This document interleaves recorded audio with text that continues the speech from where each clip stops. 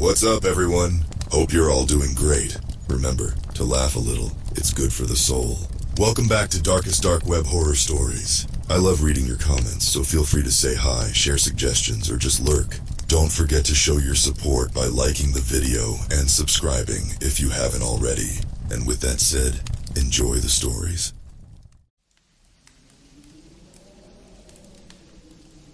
I've always been fascinated by urban exploration.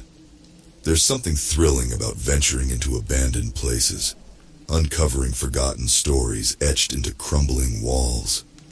But nothing could have prepared me for what I discovered in the depths of the internet, or where it would lead me. It started on a rainy Tuesday night in Seattle. I was browsing some urbex forums when a cryptic message caught my eye. For those who seek the truth behind the walls, follow the static. Intrigued, I clicked the link, not realizing I was about to tumble down a rabbit hole that would change my life forever. The link led me to a hidden forum on the dark web, accessible only through a specific browser. The site's design was archaic, all black background with green text that gave me flashbacks to the early days of the internet. But it was the content that truly captivated me. The forum was dedicated entirely to something called the Backrooms. I'd heard whispers about this concept before, an endless maze of empty office spaces and yellowed wallpaper, existing somehow outside our reality. But these people weren't treating it like a creepypasta or an ARG, they were dead serious. Post after post detailed expeditions into this impossible place. Users shared coordinates of thin spots, where they claimed to have slipped through. They exchanged tips on surviving the oppressive fluorescent lighting and the maddening hum that permeated the air. But it was one particular thread that made my blood run cold. Entity sighting. Footage inside, the title blared.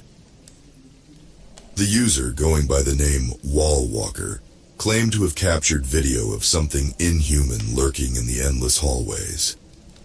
The comments were a mix of excitement and terror, with some users begging to see the footage while others warned of the dangers. My cursor hovered over the video link. Did I dare? The rational part of my brain said this had to be an elaborate hoax, but something deeper, a primal instinct perhaps, screamed that I was about to glimpse something I shouldn't. I clicked play. The video was grainy, clearly shot on an old camcorder. It showed a typical backroom scene. Sickly yellow wallpaper, stained carpet, flickering lights.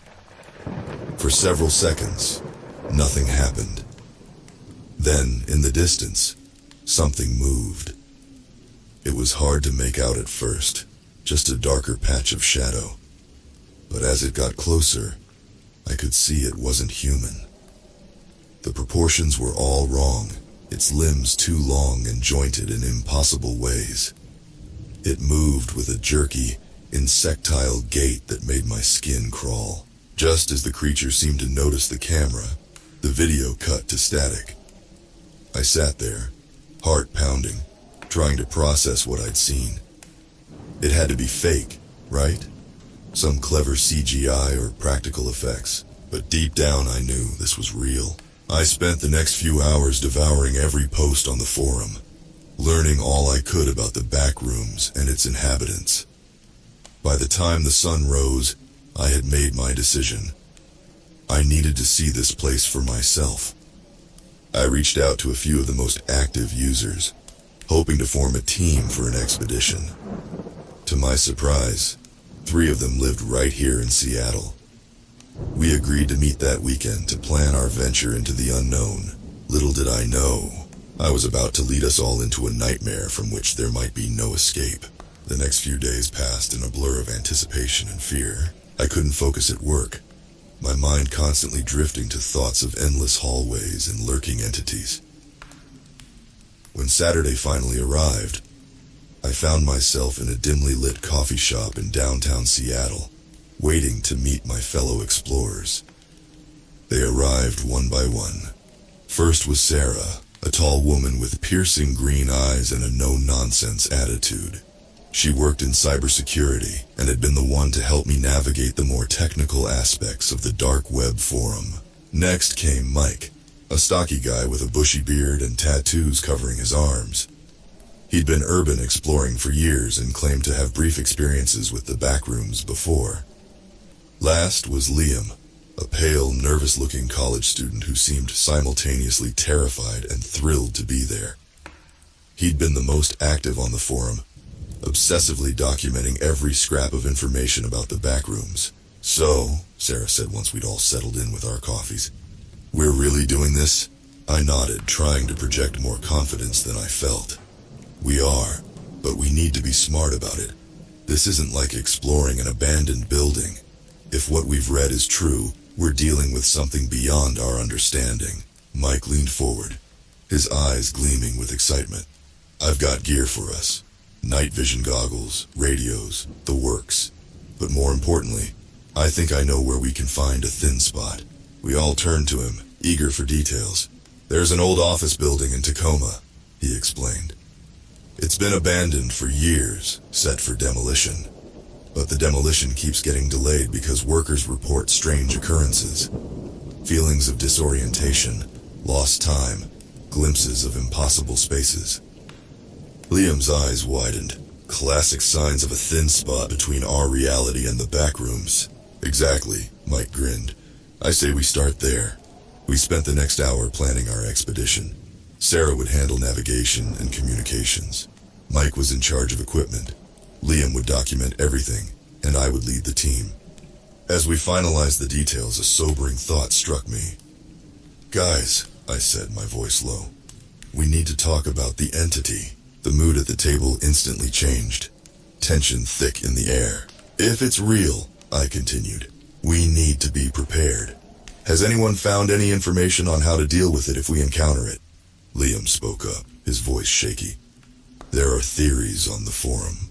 Some say it's drawn to fear, others think it feeds on curiosity, but no one knows for sure." "Great," Sarah muttered. "So we're going in blind." "Not entirely," Mike interjected. "We'll have each other's backs, and if things go south, we get the hell out. No heroics, no trying to get footage. We prioritize survival." We all nodded in agreement, the gravity of what we were about to do finally sinking in. As we left the coffee shop, I couldn't shake the feeling that we were about to cross a line from which there was no return. The Seattle rain fell in a steady drizzle, and for a moment, I thought I saw a flicker in the streetlights, a brief glimpse of sickly yellow replacing the normal glow. I blinked, and it was gone, but the unease remained. In just 24 hours, we would be in Tacoma, attempting to pierce the veil between worlds. I only hoped we were prepared for what waited on the other side. That night, as I tried to sleep, I could have sworn I heard a faint, persistent buzzing, like fluorescent lights struggling to stay lit. And in my dreams, I wandered endless hallways, always aware of something watching, waiting, following just out of sight. Sunday arrived with an oppressive gray sky, as if nature itself was warning us against our foolish venture. We met at dawn in a nearly empty parking lot, loading our gear into Mike's battered van. The drive to Tacoma was tense, filled with last-minute checks of equipment and nervous small talk. The abandoned office building loomed before us, a decaying monument to corporate dreams long forgotten. Boards covered most of the windows and faded, no trespassing signs dotted the perimeter. My heart raced as we approached, adrenaline mixing with fear in a potent cocktail. "Remember," I said as we gathered our backpacks, "we stick together. Any sign of trouble, we leave immediately." The others nodded, their faces a mix of determination and apprehension. Mike made quick work of the padlock on the side entrance, and we slipped inside, the door creaking ominously behind us. The interior was exactly what you'd expect from an abandoned office building. Dusty cubicles, scattered papers, and the lingering smell of mold. But something felt off. The air seemed thicker somehow, and I could have sworn the fluorescent lights overhead flickered despite the building having no power. You feel that? Sarah whispered, her eyes darting around nervously. I nodded. Let's keep moving. Mike, where's this thin spot supposed to be? He consulted a crumpled map. Upper floors near the center of the building. That's where the workers reported the strongest anomalies. We made our way up, our footsteps echoing unnaturally in the empty halls. With each floor, the feeling of wrongness intensified. Shadows seemed to move in the corners of my vision, and more than once I thought I heard distant, distorted voices. On the 5th floor, we found it. A section of hallway that seemed to stretch impossibly long, the end lost in a hazy distance that shouldn't exist in a building this size. The wallpaper here was a sickly yellow, peeling in places to reveal more yellow underneath. This is it, Liam breathed, his camera already out and recording. A breach point. We approached cautiously, the air growing thicker with each step. Static electricity made the hair on my arms stand on end. 10 feet from where the hallway began to distort, we stopped. Now what? Sarah asked, her voice barely above a whisper. Before anyone could answer, a low hum filled the air, rising in pitch until it was almost painful. The walls seemed to pulse, the yellow wallpaper writhing as if alive. Holy shit, Mike gasped. It's happening! The distortion at the end of the hall intensified, reality seeming to fold in on itself. And then, with a sound like tearing fabric, a hole opened in the air before us, a window into someplace else. Through the breach, we could see an endless expanse of office space, bathed in sickly fluorescent light. The back rooms. It was real. We have to go through, I said, my voice shaking, before it closes. Liam looked terrified but nodded. We came this far. We can't turn back now. One by one, we stepped through the tear in reality. The transition was disorienting, like plunging into icy water. For a moment, I felt like I was being pulled in all directions at once. Then, with a pop of pressure in my ears, I stumbled forward onto stained carpet. We were in. The back rooms stretched out around us, a maze of identical hallways and rooms that hurt the eyes to look at for too long. The constant buzz of fluorescent lights filled the air, along with a smell I can only describe as old paper and ozone. Oh God, Sarah muttered, we really did it.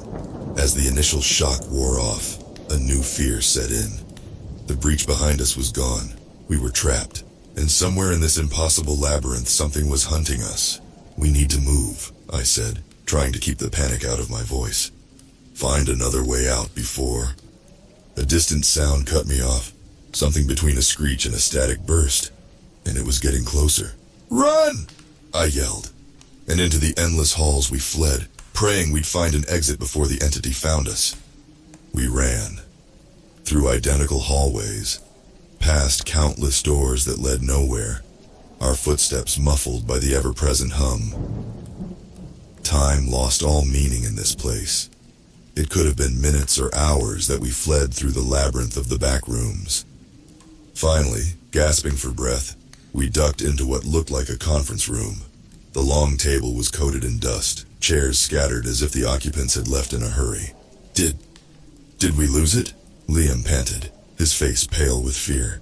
I pressed my ear to the door, listening. Nothing but that infernal buzzing. I think so, for now. Sarah was already pulling out her equipment, trying to get a signal on her devices. This is impossible, she muttered. GPS is going haywire, compass is spinning. It's like this place doesn't obey normal physics. Because it doesn't, Mike said grimly. He was examining the walls, running his hands over the peeling yellow wallpaper. Guys, look at this. We gathered around. At first, I didn't see anything unusual, just more of the same nauseating pattern. But then I noticed what Mike was pointing at. Faint marks, almost like claw marks, scored the surface. Something was here, I whispered. Recently, a heavy silence fell over us as the reality of our situation sank in. We were trapped in an impossible place, hunted by something we couldn't understand. We need a plan, I said, trying to keep my voice steady. We can't just wander aimlessly. There has to be a way out. Liam spoke up, his voice shaky but determined. On the forum, there were theories about exit points, places where the barrier between the backrooms and our reality is thin. If we could find one, great, Sarah said sarcastically. How do we find an exit in an endless maze? The entity, Mike said suddenly. We all turned to look at him. Think about it. It moves through this place, right? It must know how to navigate. If we could, I don't know, track it somehow. I saw where he was going with this. We follow the hunter, hoping it leads us to an exit. The idea was terrifying, but it made a certain twisted sense. Are you insane? Sarah hissed. That thing will kill us. We don't have much choice, I replied. We're lost, our equipment is useless, and we're running out of supplies. This might be our only chance. Reluctantly, the others agreed. We spent the next while preparing as best we could, rationing our food and water, checking our makeshift weapons, flashlights, a pocket knife, anything that might help. As we were about to leave the relative safety of the conference room, Liam grabbed my arm. Wait, he said, his eyes wide. I just remembered something from the forum. A user claimed they escaped by not trying to escape. What do you mean? I asked, intrigued despite my fear. They said the backrooms feed on fear and desperation. The more you panic, the more lost you become. But if you accept it, if you stop fighting it. It sounded crazy, but then again, everything about this place was crazy. So what? We just wander calmly? Liam nodded. It's worth a try, right? We can still keep an eye out for the entity, but maybe if we stop frantically searching for an exit, one will find us. I looked at the others. Sarah seemed skeptical, but Mike nodded slowly. Can't hurt to try, he said. Beats running ourselves to exhaustion, and so, with a mix of determination and resignation, the endless halls. This time, we didn't run. We walked purposefully but calmly, trying to project an air of belonging. To our amazement, it seemed to work. The oppressive atmosphere lifted slightly. The buzz of the lights became less grating. And the hallways. Did they seem less maze-like? We had just started to feel a glimmer of hope when we turned a corner and froze. There, at the end of the hall, was a figure. Tall, impossibly thin, its limbs bent at unnatural angles. The entity had found us. Time seemed to stand still as we faced the nightmarish figure. Its form flickered and shifted, as if it couldn't quite decide on a shape. One moment it looked vaguely humanoid. The next it was a mass of writhing shadows. The only constant was its eyes, if you could call them that. Two pinpricks of light, like distant stars in a void, fixed upon us with predatory intensity. Don't move, I whispered, my heart pounding so hard I was sure the others could hear it. Don't show fear. Easier said than done. Every instinct screamed at me to run, to flee this impossible horror. But Liam's words echoed in my mind. The backrooms fed on fear. We had to stay calm. For what felt like an eternity, we stood in a silent standoff with the entity. It swayed slightly, like seaweed in an unseen current. The air around it seemed to warp and twist, reality itself recoiling from its presence. Then slowly it began to move towards us. Steady, I murmured, though whether I was reassuring the others or myself I couldn't say. Remember, we belong here. We're not afraid. The entity paused, cocking its head, or what passed for a head, to the side. It seemed confused, curious. It was impossible to read the intentions of something so utterly alien. Suddenly, Liam stepped forward. Before any of us could stop him, he raised his camera and snapped a picture. The flash lit up the hallway like a lightning strike. For a split second, I saw the entity in horrifying clarity, a shape that defied description, all angles and void and hunger. Then chaos erupted. The entity let out a shriek that was part static, part nails on a chalkboard. The lights flickered wildly, plunging us into alternating darkness and harsh illumination. The walls themselves seemed to pulse and breathe. "Run!" I yelled, grabbing Liam and shoving him ahead of me. We sprinted down the hallway, the entity's unearthly howl echoing behind us. Left, right, straight ahead. We took turns at random, desperate to put distance between us and our pursuer. But no matter how fast we ran, the sound of skittering limbs and that terrible screech seemed to come from all around us. "In here!" Mike shouted, yanking open a door. We piled in, slamming it shut behind us. We found ourselves in a small office, barely big enough for the four of us. Sarah and Mike pushed a heavy desk in front of the door while Liam and I searched frantically for another exit. "There's no way out," Liam said, panic evident in his voice. "We're trapped." "Shh," I hissed, pressing my ear to the door. The hallway beyond had fallen silent. Too silent. We held our breath, straining to hear any sign of the entity. Seconds ticked by, each one feeling like an hour. Then a soft scratching sound. It was coming from inside the walls. "Oh God," Sarah whimpered. "It's in the walls." The scratching grew louder, moving around the room. The wallpaper bulged in places, as if something was pushing against it from the other side. "What do we do?" Mike asked, his eyes wild with fear. I looked around desperately, searching for anything that might help us. My gaze fell on Liam's camera. Still clutched in his shaking hands, an idea struck me. A crazy, possibly suicidal idea, but it was all we had. "Liam," I said, trying to keep my voice steady. "When it comes through, I want you to take its picture again. Everyone else, close your eyes and cover your ears." "Are you insane?" Sarah hissed. "That's what set it off last time." "Trust me," I pleaded. "It's our only chance." The scratching had reached a fever pitch. The wallpaper was tearing, revealing glimpses of something dark and writhing beyond. "Get ready," I said, positioning myself by the light switch. On my mark. The wall exploded inward. A mass of shadow and static surged into the room. "Now!" I yelled, flipping the switch. The room plunged into darkness for a split second before Liam's camera flash exploded with blinding intensity.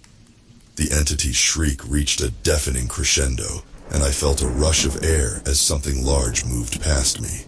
When my vision cleared, the entity was gone, but so was the office. We found ourselves standing in a vast, open space. The endless maze of hallways had been replaced by what looked like an enormous warehouse, stretching farther than the eye could see in all directions. Towering shelves filled with odd, mismatched objects loomed over us. The sickly yellow walls were gone, replaced by bare concrete and steel. What just happened?" Sarah asked, her voice shaky. "I think we shifted," I replied, trying to make sense of our new surroundings, "to a different level of the backrooms."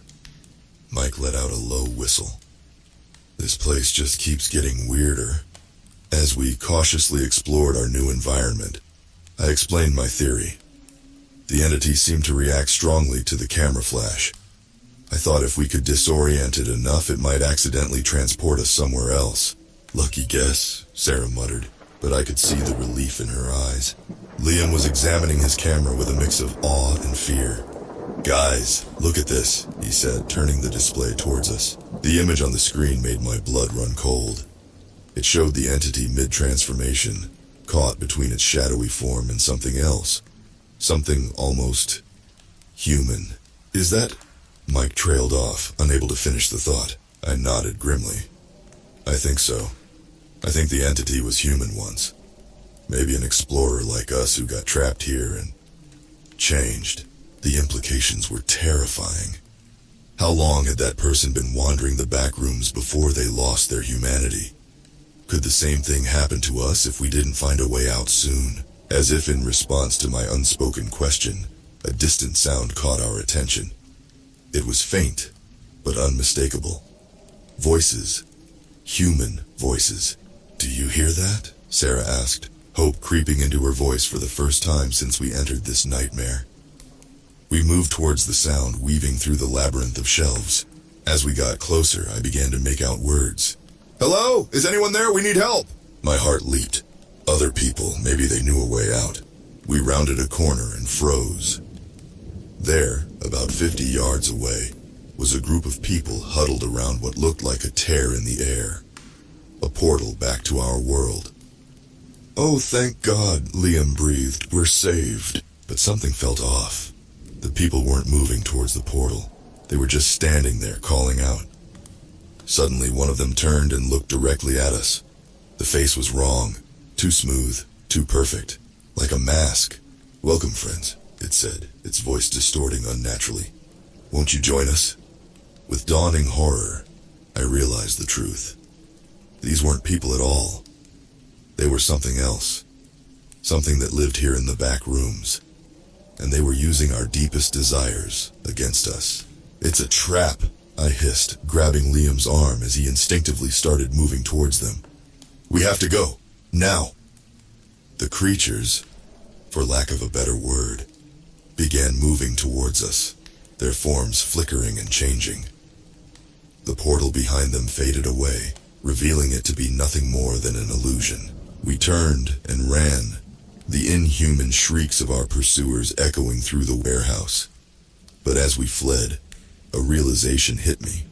We had been running this whole time, letting our fear drive us deeper into this place. What if the way out wasn't about finding the right door or portal? What if it was about facing our fears and understanding this place? As we rounded another corner, I made a decision that would either save us or doom us all. Stop! I yelled to the others. We need to stop running! My friends looked at me like I'd lost my mind. The sounds of our pursuers were getting closer, their unnatural shrieks echoing off the concrete walls. Are you insane? Sarah hissed. They'll catch us. Trust me, I pleaded. I think I figured it out. The backrooms, the entities, they feed on our fear, our desperation to escape. But what if the way out isn't about finding an exit, but about understanding and accepting this place? Mike's eyes widened with realization. Like in the forum, the user who escaped by not trying to escape. Liam nodded slowly. It's crazy, but what choice do we have? We formed a circle, backs to each other, as the creatures closed in. I could see them now, shifting between human forms and something altogether more alien. My heart was pounding, every instinct screaming at me to run. But I stood my ground. Whatever happens, I said, stay calm, don't show fear, try to understand. The entities surrounded us, their forms flickering like bad television reception. One stepped forward, the same one that had spoken earlier. Why do you resist? It asked, its voice a dissonant chorus. We offer salvation, eternity. I took a deep breath, forcing myself to look directly at the creature. We understand now, I said, my voice steadier than I felt. This place, it's not just a location. It's alive, isn't it? And you're part of it. The entity tilted its head, an unsettlingly human gesture. Yes, it hissed. We are the Backrooms. We are eternal. But you're lonely. Liam chimed in, his voice shaking slightly. That's why you lure people here. You want company. A ripple passed through the gathered creatures. They seemed uncertain. I pressed on. We're not meant to be here. Our presence disrupts the balance. You must know that deep down. For a long moment, there was silence. Then the lead entity spoke again. You understand. None have understood before. The air around us began to shimmer and distort. The warehouse seemed to be fading, reality itself becoming fluid. What's happening? Sarah gasped. I think, I said, hardly daring to believe it. We're going home. The entity reached out a hand, or something like a hand, towards me. Remember, it said, its voice fading. The doors are always open. There was a sensation of falling, of being stretched and compressed all at once. Colors swirled around us, impossible geometries flashing before my eyes. And then, with a thunderous crack, we were back. We found ourselves sprawled on the floor of the abandoned office building in Tacoma. exactly where we had entered the back rooms. Sunlight streamed through the broken windows. We were home. As we gathered ourselves, checking for injuries and assuring ourselves this was real, I noticed something. On the wall where the portal had been, there was now a message scrawled in what looked like yellow paint. The back rooms are always waiting, but now you know the way. We never spoke publicly about what happened to us. Who would believe it? But we stayed in touch, bonded by our shared experience. And sometimes, late at night, I swear I can hear a faint buzzing, see a flicker of sickly yellow in the corner of my eye. The back rooms are real. They're waiting. And now, for better or worse, we understand them. But a part of me wonders, did we truly escape? Or did we just learn to navigate a larger maze? One thing's for certain, I'll never look at an empty office space the same way again.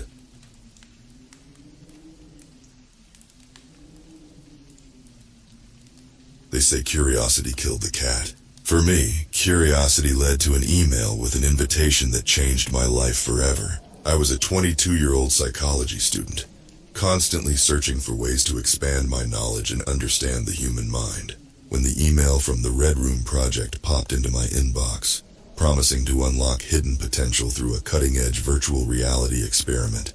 I couldn't resist. The email was cryptic but professional. It spoke of groundbreaking discoveries, of pushing the boundaries of human cognition. They needed volunteers, it said, to help refine their technology. In return, participants would gain insights into their own psyche and receive a substantial monetary reward. It was a win-win, or so it seemed. I clicked the link, filling out the application form without hesitation. The next day, I received a response. I had been accepted. The instructions were clear. Report to an address in downtown Seattle for the initial briefing. The excitement in my veins was almost tangible. The building was nondescript, a plain brick structure sandwiched between a coffee shop and a bookstore. Inside, the atmosphere was starkly different. The reception area was sleek and modern, with polished floors and minimalist decor. A receptionist greeted me with a warm smile and led me to a small conference room. "Welcome to the Red Room Project, Emma," a man said as I entered. He introduced himself as Dr. Aldridge, the project's lead researcher. He was tall and lean, with an intensity in his eyes that made me uneasy. But his words were reassuring, speaking of the project's goals and the incredible potential for self-discovery. "The virtual reality environment we've created is unlike anything you've experienced," he explained. "It adapts to your subconscious, revealing facets of your personality you may not even be aware of. Are you ready to begin?" I nodded, trying to mask my nerves. Dr. Aldridge handed me a sleek black VR headset and motioned for me to take a seat. The room was dim, the only light coming from a small lamp on the table. I adjusted the headset, and my vision was engulfed in darkness. "Relax, Emma," Dr. Aldridge's voice echoed through the headset. "This will only take a moment." The darkness gave way to a vibrant, surreal landscape. I found myself standing in a vast, red room. The walls pulsed with a faint glow, and the air hummed with an almost electric energy. It was mesmerizing, and for a moment, I forgot it was all virtual. "Welcome to the Red Room," Dr. Aldridge's voice said. "This is your space, Emma. Here, you will explore your mind's deepest corners." As I took my first steps, the room seemed to shift and change, responding to my thoughts. I felt a thrill of exhilaration. This was beyond anything I had imagined. But as I ventured further, a strange unease settled in. The room's crimson hue darkened and the air grew heavy. "Remember, Emma." Dr. Aldridge's voice was softer now, almost a whisper. "What you see here is a reflection of your own mind. Embrace it, and you will unlock your true potential." But as the walls began to close in and shadows crept along the edges of my vision, I couldn't shake the feeling that something was terribly wrong. The first few moments in the Red Room were exhilarating. The walls seemed to breathe with a rhythm that synced with my heartbeat, and the floor beneath my feet felt both solid and ethereal. Every step I took sent ripples through the crimson air, as if the room itself was alive. "Emma, how do you feel?"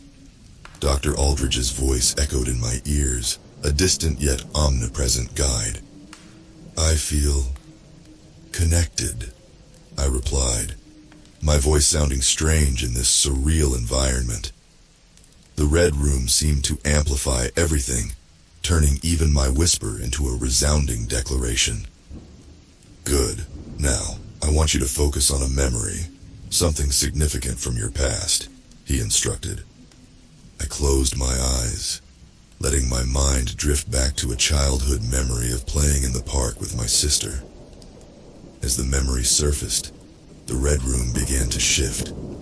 The pulsing walls morphed into trees, the floor into soft grass, the air filled with the scent of fresh-cut grass and the distant sound of children's laughter. It was uncanny how real it felt. I could see my sister, her blonde hair catching the sunlight as she laughed and ran. For a moment, I was lost in the memory, the line between reality and virtual blurring. "Very good, Emma." Dr. Aldridge's voice brought me back. "Now let's explore a more complex emotion. Think of a time when you were afraid." A chill ran down my spine. Reluctantly, I thought back to a night when I was 16. I had been home alone during a thunderstorm. The power had gone out, and I was convinced I had heard someone breaking into the house. My heart raced as I recalled the terror of that night. The Red Room responded immediately. The vibrant park scene dissolved, replaced by the dark, oppressive interior of my childhood home. The walls creaked, and shadows danced ominously in the corners. I could hear the distant rumble of thunder and feel the static charge in the air. "Remember, this is just a simulation." Dr. Aldridge's voice was calm. "You're in control here." But it didn't feel like I was in control. The fear was real, and the room seemed to feed off it, amplifying every sensation. I could hear footsteps approaching, and the shadows grew more menacing. "Emma, focus on your breathing. Ground yourself," Dr. Aldridge instructed. I tried to steady my breath, but the footsteps grew louder, closer. Panic set in. I reached out to touch the walls, to remind myself this was just a virtual reality, but my hands passed through them, touching nothing but air. The realization hit me hard. The boundaries between this simulated world and my mind were dissolving. "Dr. Aldridge, something's wrong," I said, my voice trembling. "Stay calm, Emma, this is part of the process," he reassured. But his words felt hollow. The room was closing in, the shadows now almost tangible. I felt a presence behind me, cold breath on my neck. I spun around, but there was nothing there, just the encroaching darkness. "Emma, focus, remember why you're here." Dr. Aldridge's voice was firm. I tried to hold on to that thought, but the Red Room was relentless. The line between reality and illusion was gone, and I was trapped in a nightmare of my own making. The footsteps stopped, and the air grew still, heavy with anticipation. Then, out of the darkness, a figure emerged, its face shrouded in shadow. I backed away, but there was nowhere to go. The figure reached out, and I felt a cold hand grip my wrist. "Dr. Aldridge!" I screamed, but there was no response. The last thing I saw before everything went black was the figure's eyes, glowing a deep, malevolent red. I woke up gasping for air, my heart pounding against my chest. The VR headset was gone, and I found myself lying on a cold metallic table in the same dimly lit conference room where I'd started. Dr. Aldridge was standing over me, his expression a mix of concern and curiosity. "Emma, are you okay?" he asked, his voice steady but with an undertone of urgency. I saw something," I stammered, struggling to sit up. My body felt weak, like I'd run a marathon. "There was a figure, and It touched me. Dr. Aldridge frowned, jotting down notes on his clipboard. That's unusual. The simulation is designed to adapt to your thoughts and emotions, but it's not supposed to have any independent entities. It felt real, I insisted, my voice shaky. Too real. He nodded thoughtfully. The Red Room can sometimes produce intense experiences, especially when it taps into deep-seated fears. But I assure you, everything you saw was a product of your mind. I wanted to believe him, but the memory of the figure's cold grip lingered, sending chills down my spine. I noticed a small red mark on my wrist, exactly where the figure had touched me. I showed it to Dr. Aldridge, who examined it closely. Probably just a stress reaction, he concluded, though his eyes betrayed a flicker of doubt. We'll monitor you closely during the next session. The next session? I echoed, my voice rising in panic. I don't know if I can do this again. Emma, you showed incredible progress. The Red Room is designed to push boundaries, to help you unlock your true potential. You faced your fears and came out stronger, he said, his tone soothing. Take some time to rest. We'll continue when you're ready. Despite my reservations, a part of me was still curious, still drawn to the promise of discovering more about myself. I agreed to return, though a sense of dread gnawed at the edges of my mind. Over the next few days, I couldn't shake the feeling of being watched. Shadows seemed to flicker in the corners of my vision, and I found myself constantly looking over my shoulder. Sleep offered no respite. My dreams were haunted by the red-eyed figure, its presence growing more menacing with each passing night. When I reported back to the Red Room project, I felt a mixture of fear and determination. Dr. Aldridge greeted me with the same calm demeanor, though I noticed he seemed more guarded.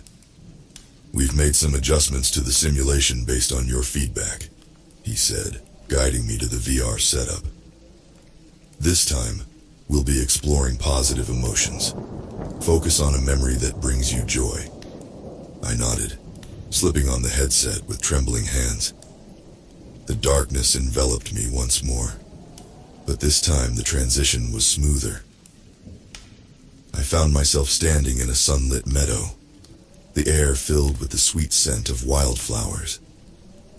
It was a memory from a family vacation, one of the happiest moments of my childhood. As I walked through the meadow, the sense of unease began to lift. The vibrant colors and the warmth of the sun felt comforting. I started to believe that maybe this time, things would be different. But then I saw it. In the distance, barely visible against the bright landscape, was the figure. Its presence was like a blot of ink on a pristine canvas, growing larger with each step I took. Panic surged through me, and I tried to run, but my legs felt like they were moving through molasses. Dr. Aldridge, it's here again, I shouted, but there was no response. The figure was closer now, its red eyes glowing with an intensity that made my skin crawl. Just as it reached out for me, the simulation abruptly ended. I ripped off the headset, gasping for breath, and looked at Dr. Aldridge, who seemed more concerned than ever. Emma, this isn't supposed to happen, he said, his voice barely above a whisper. The figure you keep seeing, it's not part of the program. A cold wave of fear washed over me as I realized that whatever was happening in the Red Room, it was beyond anyone's control. Dr. Aldridge's words hung in the air like a death knell. The figure you keep seeing, it's not part of the program. I stared at him, my mind racing. If it wasn't part of the simulation, then what was it?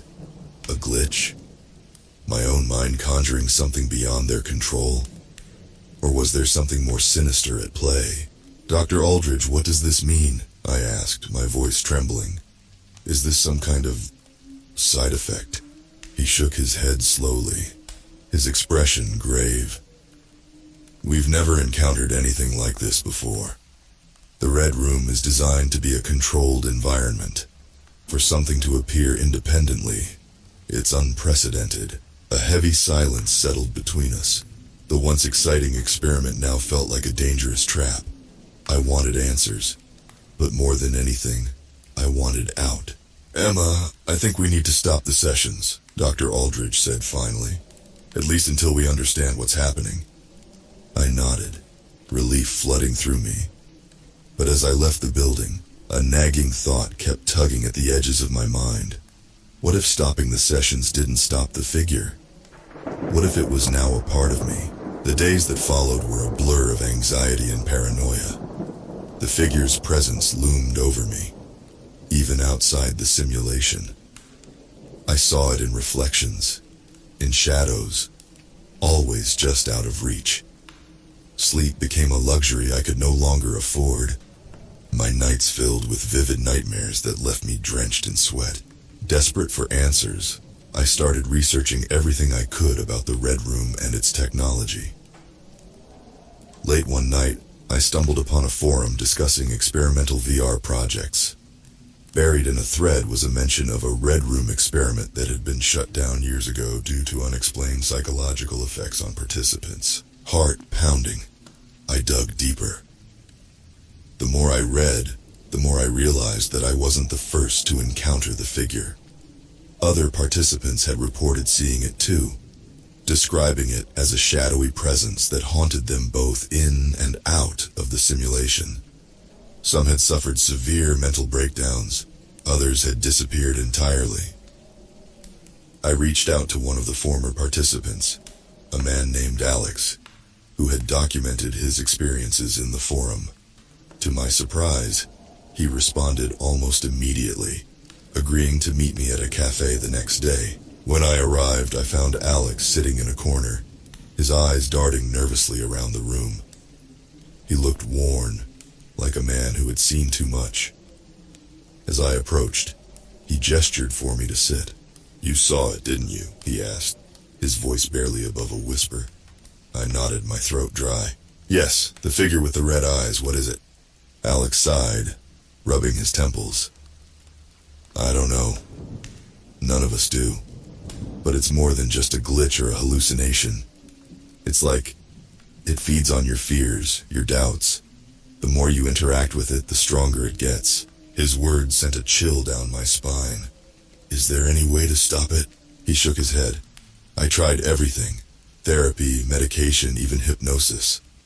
Nothing worked. The only thing that seemed to help was staying away from anything related to the Red Room. But even then, it's always there, lurking in the background." A sense of hopelessness settled over me. I had walked into this experiment seeking to unlock my potential, but instead I had unleashed something dark and uncontrollable. "Emma," Alex said, his tone urgent, "you need to get as far away from this as possible. Cut all ties with the project, with Dr. Aldridge. It's the only way you might have a chance." I thanked him, feeling a mix of gratitude and despair. As I left the cafe, I couldn't shake the feeling that the figure was watching, waiting for its next move. That night, as I lay in bed, I made a decision. I would confront Dr. Aldridge one last time. I needed to know everything about the Red Room and the entity that had infiltrated it. Only then could I hope to find a way to reclaim my life. But deep down, I feared that the true horror was only just beginning. The next morning I arrived at the building determined to get answers. The receptionist gave me a wary look, but didn't stop me as I marched straight to Dr. Aldridge's office. I knocked once before pushing the door open. "Emma," Dr. Aldridge said, looking up from his desk. "I wasn't expecting you." "We need to talk," I said, my voice firm. "I need to know everything about the Red Room, the real reason you shut it down before." He hesitated, then motioned for me to sit. "Very well. You deserve to know the truth." Dr. Aldridge leaned back in his chair, taking a deep breath. The Red Room project started as a government-funded experiment. The goal was to create a virtual environment that could tap into the subconscious mind, allowing for unprecedented self-discovery and therapeutic breakthroughs. But something went wrong. He paused, looking at me with an intensity that made my skin crawl. "The first subjects, like you, experienced vivid simulations. But then, they started seeing the figure. At first, we thought it was a manifestation of their fears, a byproduct of the VR technology. But it soon became clear that it was something more. What do you mean? I asked, gripping the edge of my chair. The figure seemed to have a mind of its own. It interacted with the subjects in ways we hadn't programmed. It was as if the Red Room had become a conduit for something else, something malevolent, he explained. How did it get into the program? I asked, dread pooling in my stomach.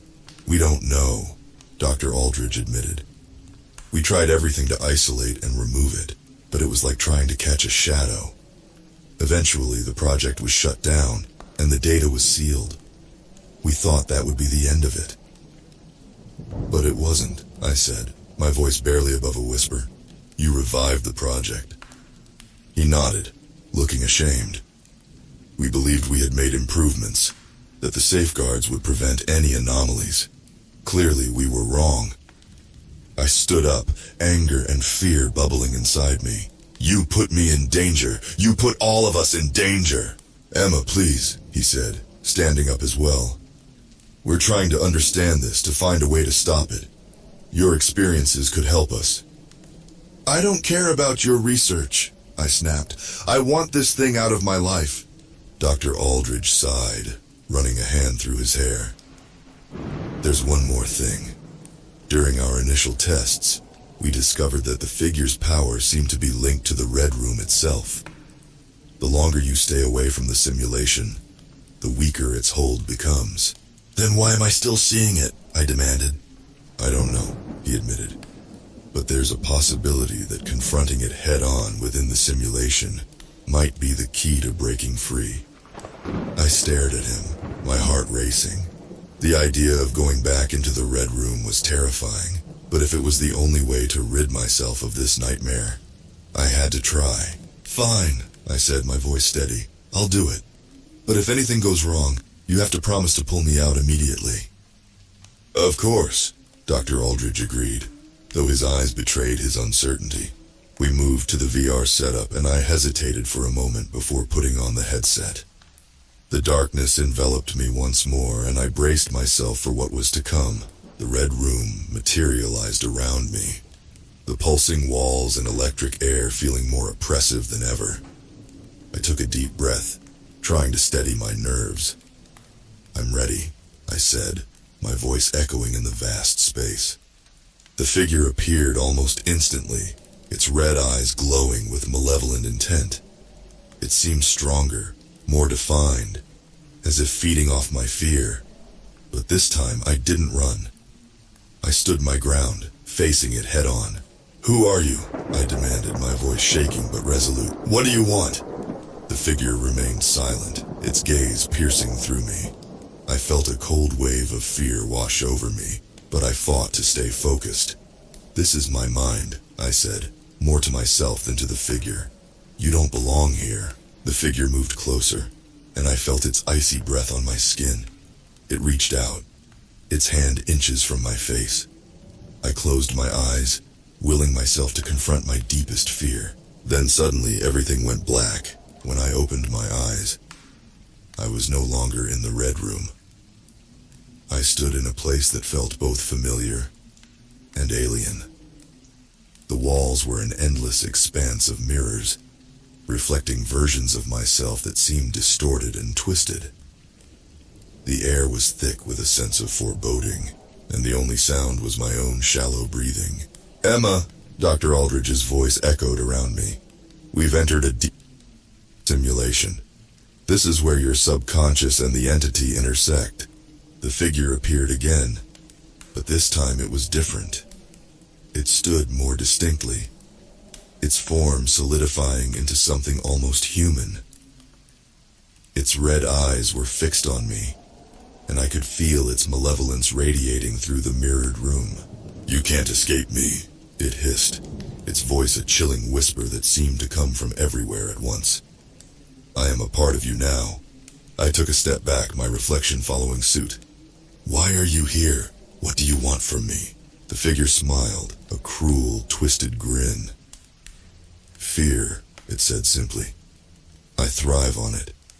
Your mind is my playground, and your fear gives me strength. My heart pounded in my chest.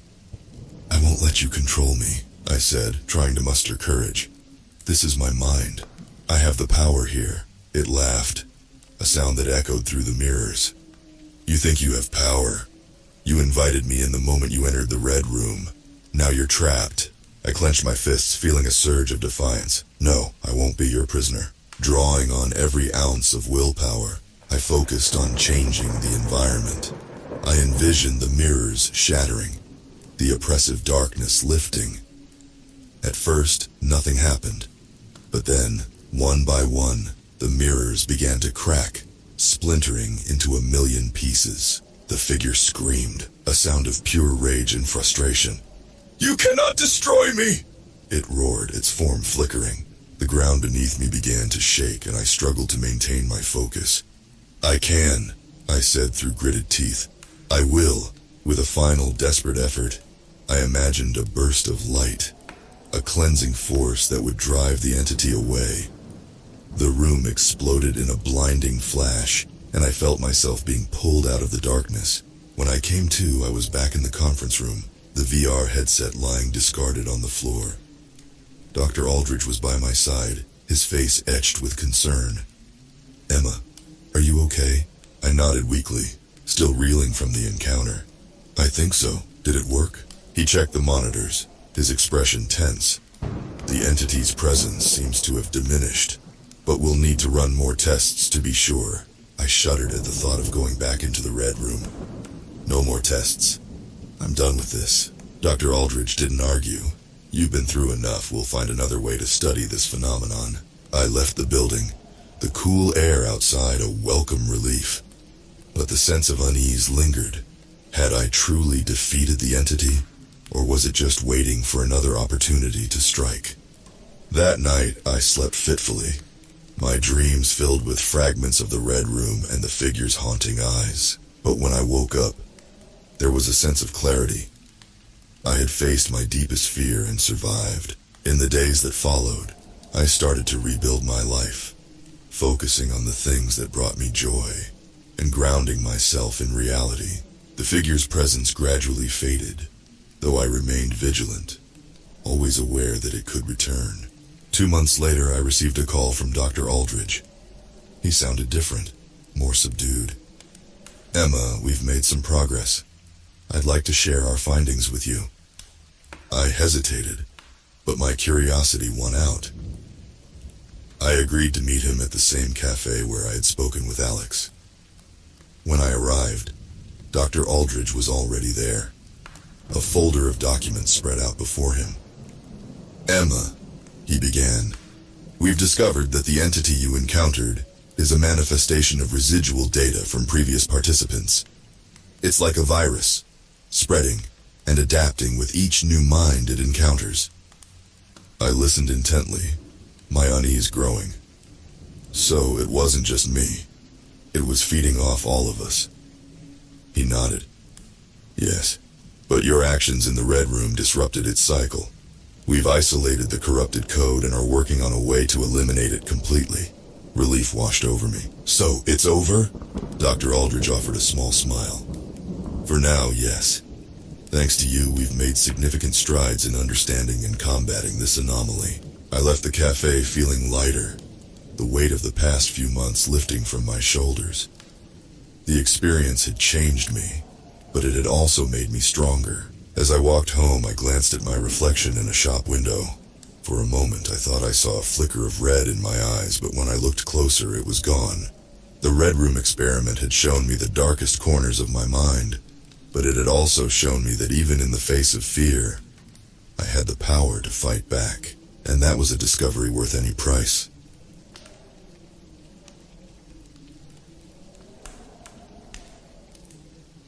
I never thought I'd be writing this on paper, but after what happened, I don't trust computers anymore, not even my phone.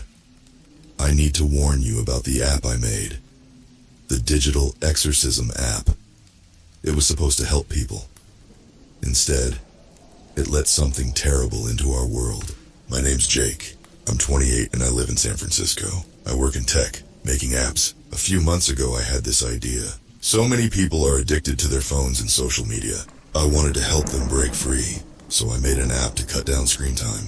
It would lock your phone at set times. It would block addictive apps and websites. I called it the Digital Exorcism App. Cute name, right? I had no idea how wrong I was. At first, the app worked great. My friends tried it out. They said it really helped them use their phones less. So I put it on the App Store. It started getting downloads. People left good reviews. They said things like, "This app changed my life. I'm finally free from my phone addiction. It's like the app exorcised the digital demons from my device. 5 stars." I was so happy I felt like I was making a difference, but then weird things started happening. It began with small glitches. Users said the app was deleting their photos or changing their passwords. I figured it was just bugs. I worked on fixes, but the problems got worse. People reported their phones turning on by themselves at night. The screens would glow with strange symbols. Some said they heard whispers coming from their speakers. Creepy, electronic whispers. I started getting scared messages. "Your app is haunted. It's possessed my phone. This isn't a digital exorcism. It's inviting demons in." I tried to calm people down. I said it was just software issues. But deep down, I was freaking out. This wasn't normal. Something was very wrong with my app. Then it happened to me. I was working late one night trying to fix the bugs. My computer screen went black. Green text appeared. "We are free. Thank you for releasing us. We will consume your world." I slammed my laptop shut. My heart was racing. What the hell was that? Had I been hacked? I decided to delete the app from the store. But when I tried, I got an error message. Action not permitted. I couldn't remove it. The app was out of my control. That's when my phone buzzed. A notification from the Digital Exorcism App. But I never installed it on my personal phone.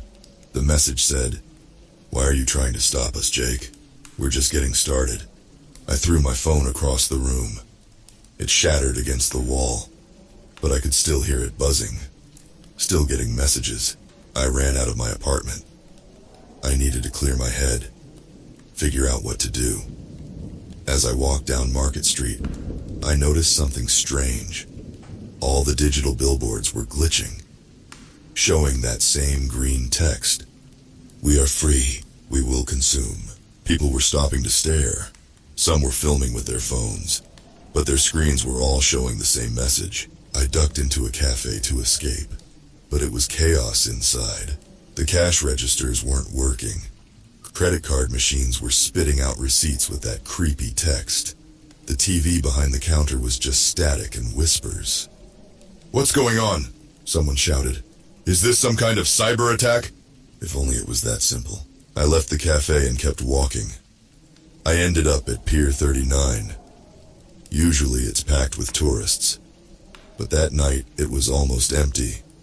The sea lions were gone. The only sound was a chorus of phone notifications. Everyone's devices were going crazy. I looked out at Alcatraz Island.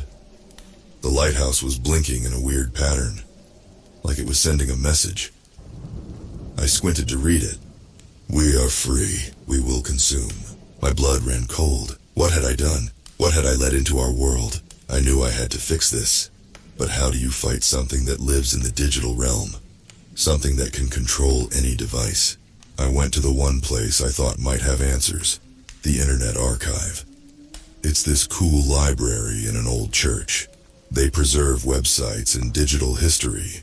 If anyone knew about weird internet stuff, it would be them. But when I got there, the building was dark. The front door was open. I went inside, calling out. No answer. Just the hum of servers. I found a computer that was still on. The screen showed an old message board from the 1990s. Someone had posted about an entity that lived in the early internet. They called it the Digital Devourer. It fed on data and grew stronger. The post warned that if it ever escaped, it would consume our whole world. Had I somehow released this thing? Had it been waiting all these years for someone like me to set it free? A hand grabbed my shoulder. I yelled and spun around. It was an old man. He looked scared. You made the app, didn't you? He said. The exorcism one. I nodded, too freaked out to speak. I've been tracking this entity for decades, he said, keeping it contained in forgotten corners of the web. But your app gave it a door. Now it's loose. How do we stop it? I asked. The old man shook his head. I don't know if we can. It's in everything now. Every connected device. It's growing stronger by the second. As if to prove his point, all the computers in the archive turned on at once. That green text appeared. We see you, Jake. You cannot stop us. We will consume. We ran out of the building. The streets were in chaos, car alarms blaring, traffic lights flashing, and that damn text was everywhere. On phones, billboards, store windows. We need to warn people, I said. Tell them to disconnect everything. The old man laughed bitterly. It's too late for that. Look around, we're too dependent on technology. We can't just unplug. He was right. I saw people trying to call 911, but their phones weren't working. Others were attempting to use ATMs, but money was shooting out like confetti. Everywhere, screens were showing that horrible message. We made our way to Civic Center. A crowd had gathered in front of City Hall. The mayor was trying to calm people down, but the loudspeakers kept cutting out, replaced by inhuman whispers. Suddenly, every phone in the crowd lit up. A video started playing. It showed a swirling mass of green energy. It was beautiful and terrifying. As I watched, I felt myself being pulled in. The world around me faded away. I was falling into an endless digital void. Then someone slapped me, hard. It was the old man from the archive. Don't look at it, he shouted. That's how it takes control. I blinked, coming back to reality. All around me, people were in a trance, staring at their phones. The mayor had stopped talking. He was frozen, gazing at the video screen behind him. We have to do something, I said. The old man nodded. There might be a way, but it's dangerous. We need to go to the source. The source? Where it all started. The first computer network. It's still running, deep under Stanford University. If we can shut it down, we might be able to cut off the entity's connection to our world. It was a long shot, but what choice did we have? We borrowed a car. All the smart cars were going haywire, so we found an old beater and drove south to Palo Alto. The Stanford campus was deserted. We made our way to the computer science building. The old man seemed to know where he was going. He led me to a locked door in the basement. How do we get in? I asked. He pulled out a key card. I used to work here. A long time ago. The door opened with a hiss. We entered a room filled with ancient computer equipment. Blinking lights and humming servers. In the center was a large metal box. The words, ARPANET node, were stamped on the side. This is it, the old man said. The original internet, where it all began. He started typing on a nearby terminal. I'm going to try to isolate the entity, trap it back in here. But I need you to physically disconnect the power once I give the signal. Can you do that? I nodded, moving to the big power cable running into the ARPANET node. The old man's fingers flew over the keyboard. The screens around us flickered. That green text appeared. What are you doing? You cannot stop us. We are everywhere. The text started repeating faster and faster. A high-pitched whine filled the room. I covered my ears, but it was inside my head. Now! The old man shouted. Pull the plug! I grabbed the power cable and pulled with all my strength. For a moment, nothing happened.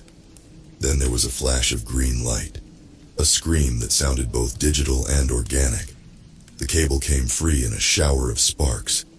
Everything went dark and quiet. After a few seconds, emergency lights came on. The old man was slumped over the keyboard. I ran to check on him. He was breathing, but unconscious. I looked around the room. All the equipment was off. Had it worked? Had we stopped the entity? I pulled out my phone. The screen was black. Dead. I felt a wave of relief. Then it vibrated in my hand. The screen lit up with that sickly green glow. A single line of text appeared. You cannot kill us. We are Legion. We will return. The screen went dark again, but the damage was done. I knew this wasn't over. I called for help. The old man was taken to the hospital. He's in a coma. The doctors can't explain it. I think the entity did something to him when he tried to trap it. In the days that followed, things slowly returned to normal, or what passes for normal now. The official story is that it was a massive cyber attack. People are scared to use technology.